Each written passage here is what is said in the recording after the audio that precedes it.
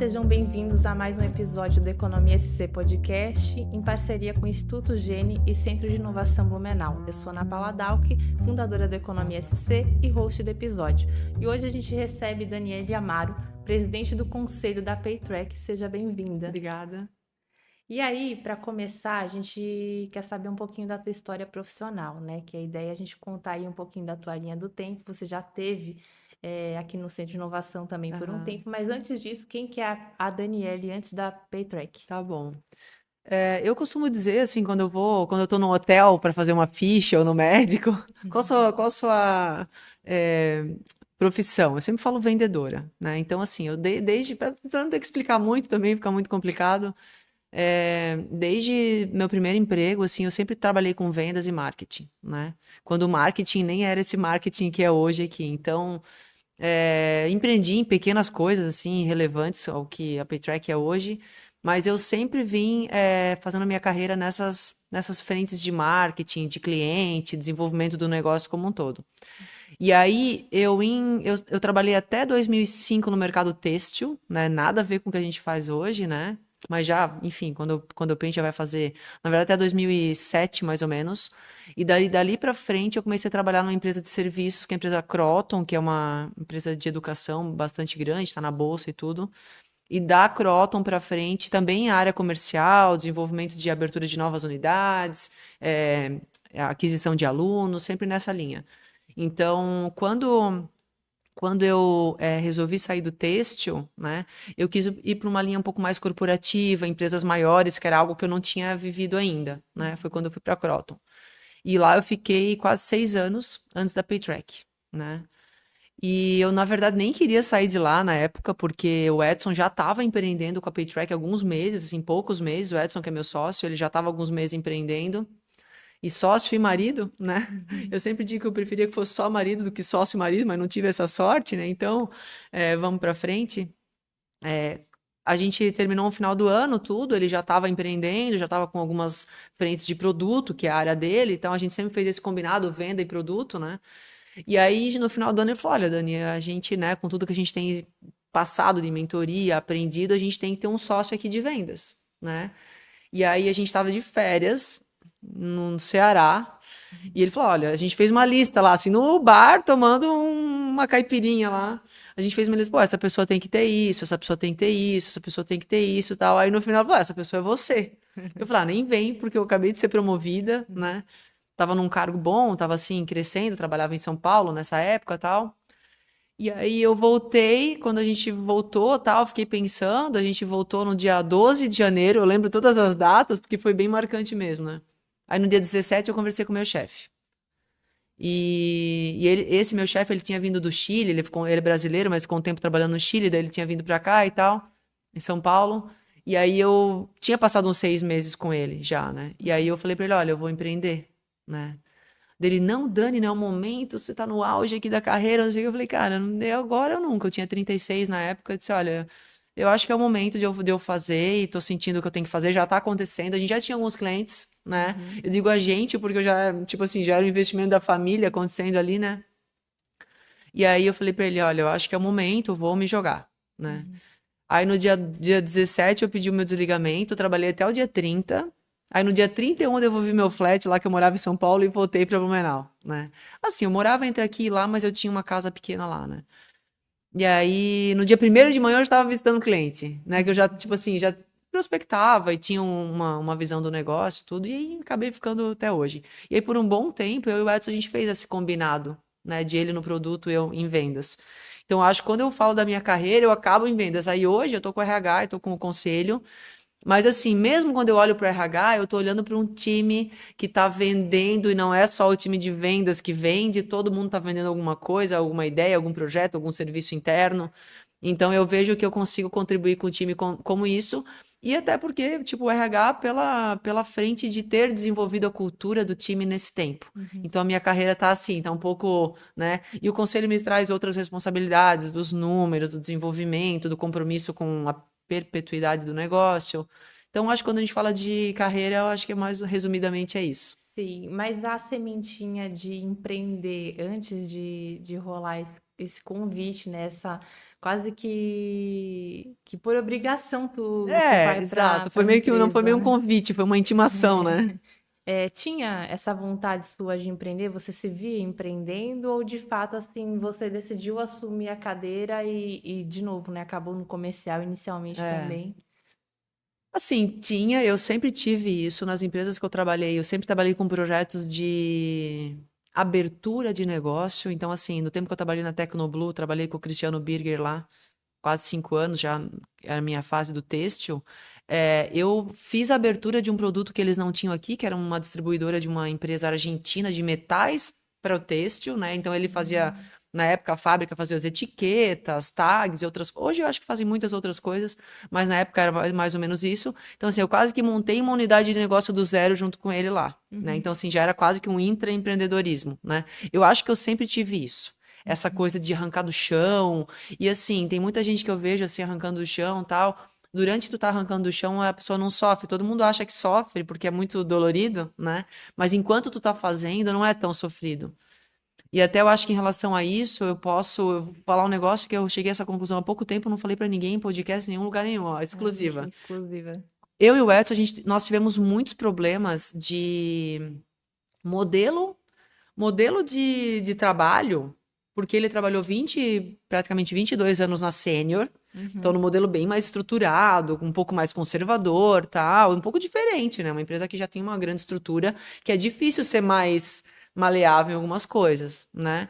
E eu sempre vim de empresas mais assim, vida louca, crescimento e coisas diferentes, né? Mesmo a Croton sendo uma empresa gigante, do jeito que é, tipo, Ultimamente aberta, né? exatamente. E a gente sempre se, assim, eu vou usar a palavra se. Qualquer palavra, eu ia usar degladiou, era quase isso, né? A gente se degladiava com alguns pensamentos, porque o meu pensamento ele estava muito mais focado em realmente assim arrancar o negócio do chão, trazer as pessoas para o jogo, fazer com que os clientes, o ecossistema e que todo mundo entendesse o que a gente estava fazendo, porque eu acho que realmente é um conjunto de coisas, né? Eu Uhum. estou um pouco assim sumida aí das palestras, das coisas e tal. Estou voltando assim aos pouquinhos agora, porque eu fiquei bem envolvida com outros projetos.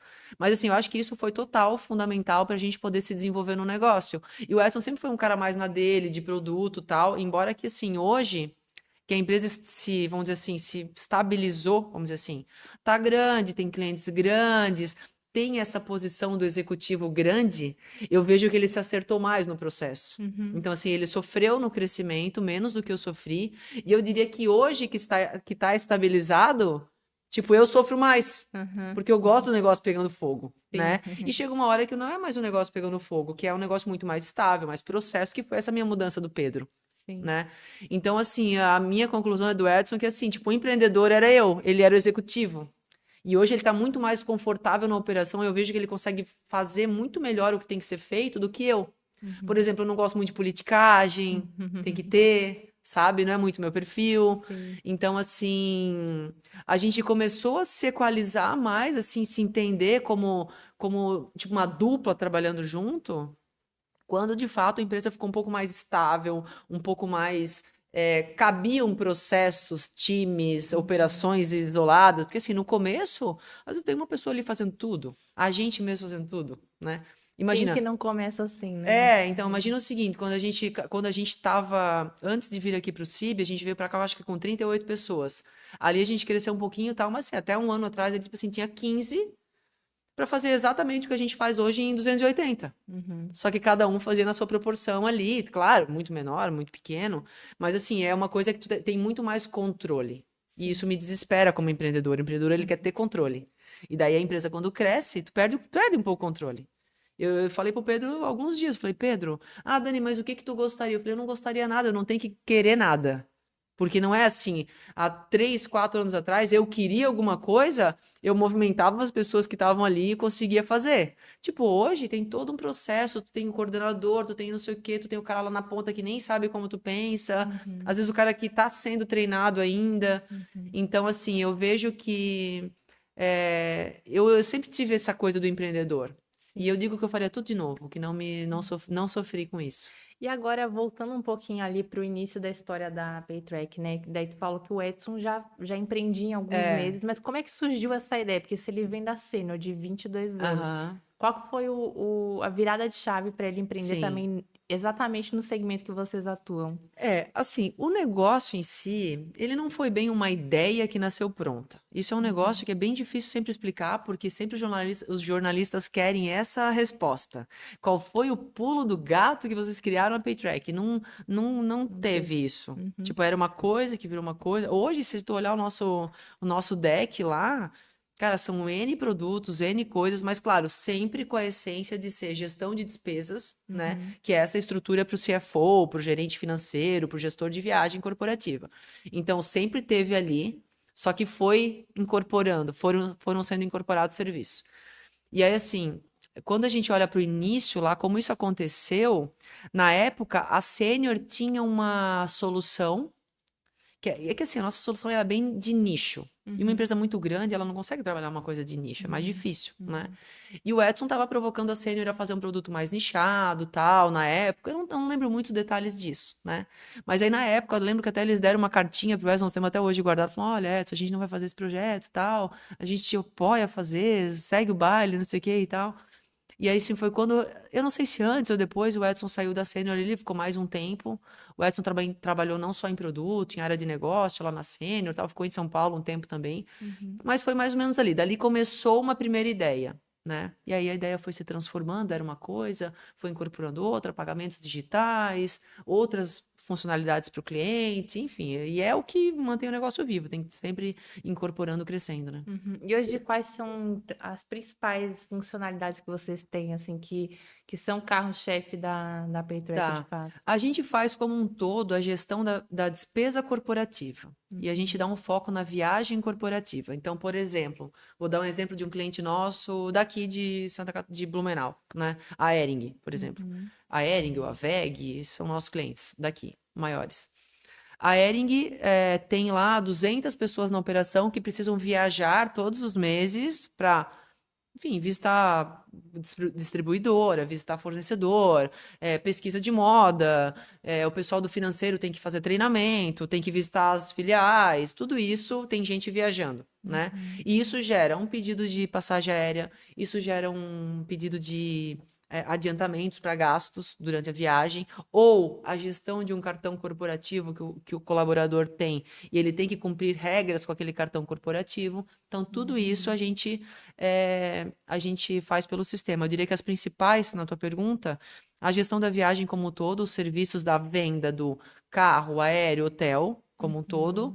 a gestão da despesas, então os meios de pagamento que ele usa, ou um adiantamento, ou um reembolso, ou um cartão corporativo Uhum. gerenciado. E depois tem a área de mobilidade, integração com Uber, com 99, que a empresa precisa ter essa fatura e tal. Então, Uhum. basicamente isso. Uhum. Vocês tiveram nessa jornada investimentos também, né?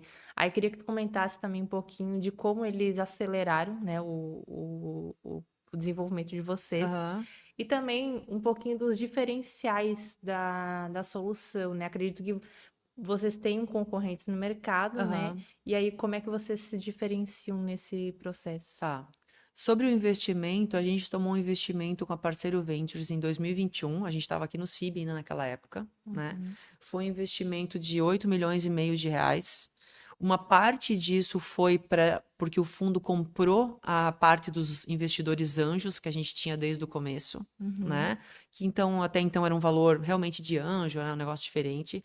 Então a gente foi para a estrutura da operação, foram 5 milhões que a gente Uhum. de fato captou para a operação, né? E na época a gente tomou essa decisão porque era algo que conversava com estruturar uma liderança, investindo em produto, em marca e crescendo com isso.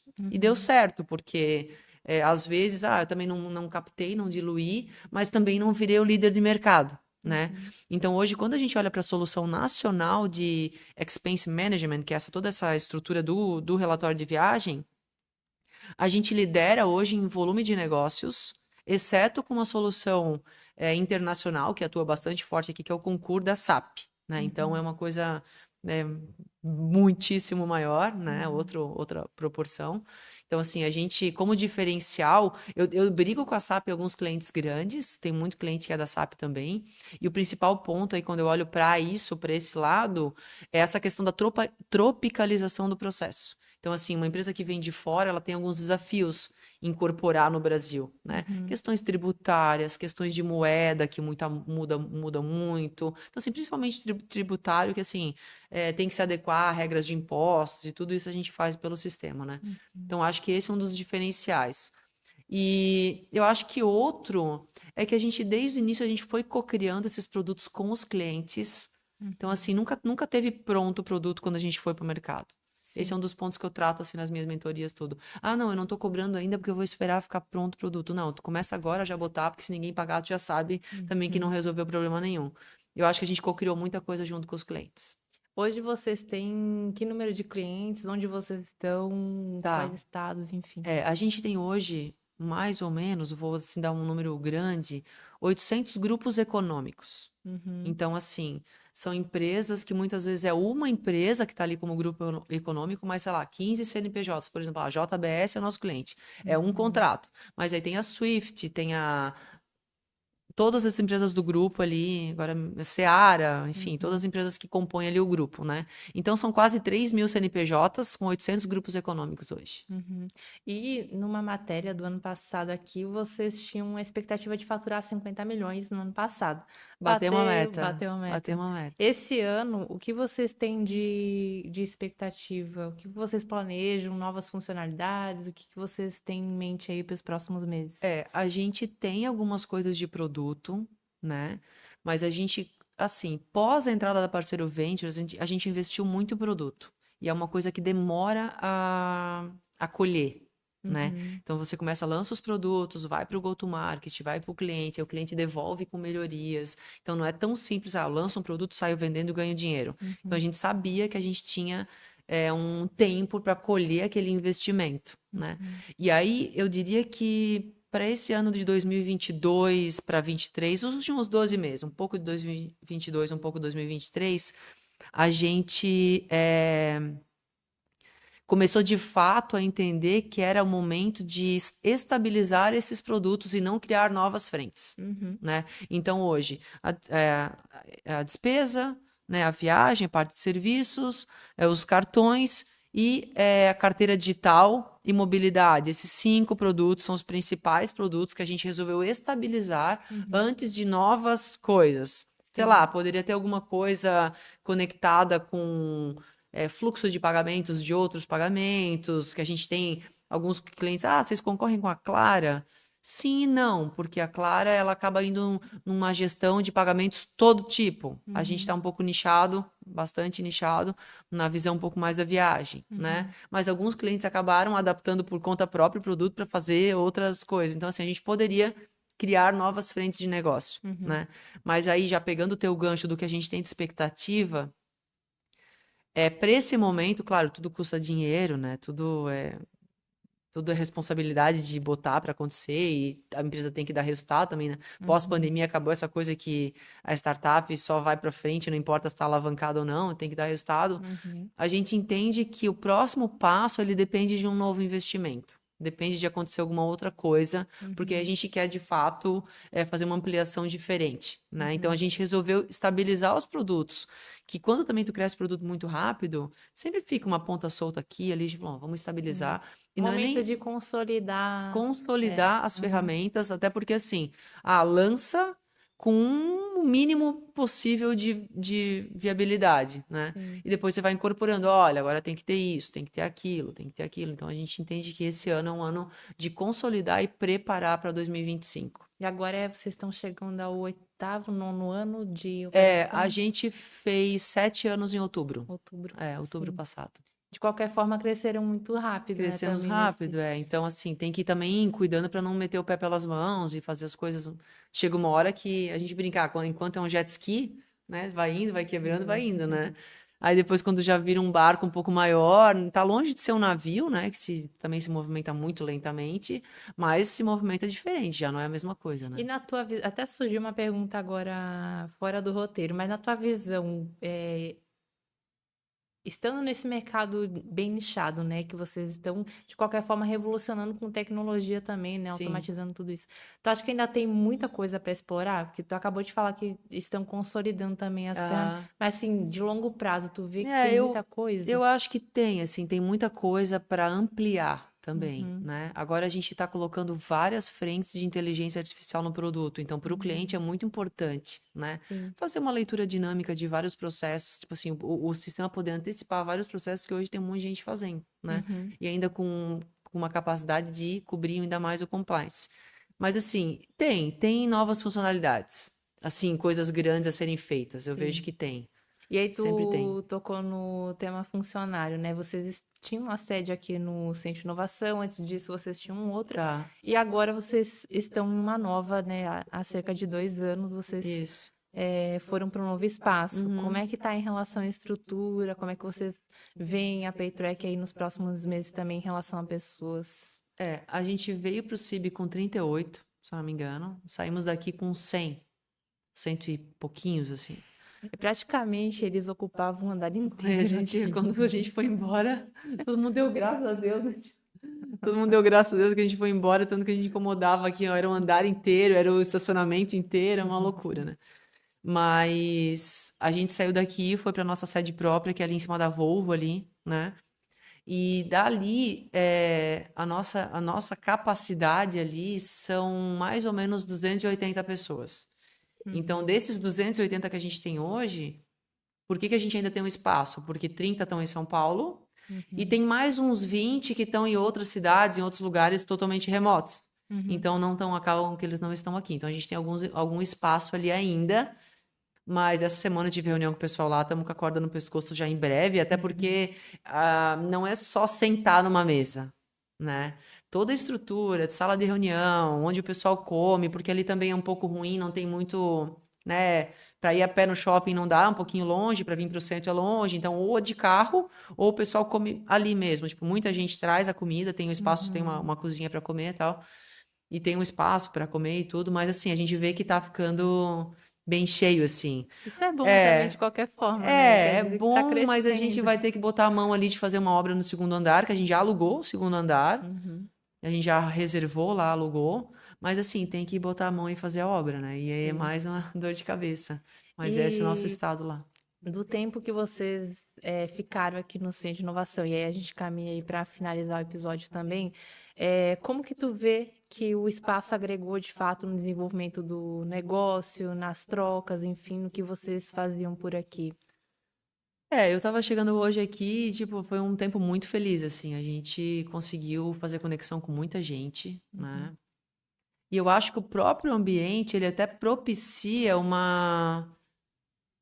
acho que uma coragem maior para o empreendedor, porque tu começa a enxergar mais coisa acontecendo. Acho que Uhum. quando tu está empreendendo sozinho, num canto, num lugar, é um pouco difícil, às vezes tu desconecta de coisas que no dia a dia não dá tempo, Uhum. sabe? E isso eu sinto um pouco falta lá. Às vezes você tá tão no nosso dia a dia ali, tu acaba, pô, não troca uma ideia com um colega que traz Às vezes o fato de, Dani, vamos conversar sobre isso, tô com esse problema tal, já te abre a cabeça, pô, eu tô falando para ele uma coisa, mas eu também poderia estar fazendo isso melhor aqui e tudo mais. Uhum. Então, assim, eu acho que foi um tempo de conexão muito importante. Uhum. Até, assim, a gente não tinha, antes de vir para cá, a gente tinha dúvida se a gente ia captar ou não. E assim, estando num ambiente que respira um pouco isso, né? Uhum. A gente teve um pouco mais de coragem para fazer as coisas. Então, assim, eu vejo que foi um tempo muito bom, assim. Tudo bem que nos últimos 3, 4 meses eu fiquei com a mochila nas costas procurando lugar para sentar, não tinha mais, mas foi muito bom. Então tá. Obrigada pela participação no podcast. Seja muito Obrigada pelo bem-vinda convite, aí foi muito sempre. bom. E assim fechamos mais um episódio do Economia SC Podcast, uma parceria entre Economia SC, Instituto Gene e Centro de Inovação Blumenau. Se você curtiu esse vídeo, deixe seu like, comentário e compartilhe com quem possa interessar. Até o próximo!